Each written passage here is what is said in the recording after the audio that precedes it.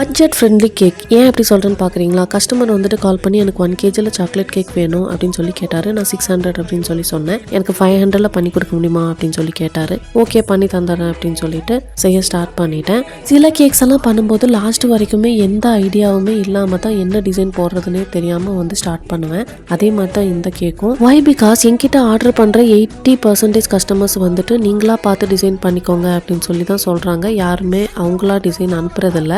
இது girl baby அப்படின்றதுனால pink ரெட்டில் ஏன் ட்ரை பண்ணணும், இந்த தடவை ப்ளூ கலரில் ட்ரை பண்ணலாமே அப்படின்னு சொல்லிட்டு ப்ளூ கலர் ட்ரெஸ் போட்டிருந்த பொண்ணை தூக்கி வச்சுட்டு அவங்களுக்கு ப்ளூ கலர் ஃப்ராக்கை போட்டு விட்டுட்டு செடி கொடியை வரைஞ்சி விட்டுட்டு அதுக்கு மேலே வந்துட்டு பூவையும் இலையையும் விட்டால் நல்லா இருக்குமா அதையும் போட்டுட்டு ஸ்ப்ரிங்கிள்ஸையும் போட்டு விட்டு சுத்த விட்டு பார்த்தா நம்ம கேக் கடைசியில் இப்படி தான் இருந்தது. பிடிச்சிருந்தா ப்ளூ ஹார்ட் கமெண்ட் பண்ணுங்கள். இந்த தடவை கரெக்டாக 1 kg பண்ணிட்டேங்க. எப்படி பண்ணேன் அப்படின்னா சைடில் இருந்து பிசுறு எக்ஸ்ட்ரா கேக் எல்லாம் ஃபுல்லாக தூக்கி இன்னும் ஒரு சின்ன கேக்காக பண்ணி முடிச்சிட்டேங்க. தேங்க்ஸ் ஃபார் வாட்சிங். டாடா.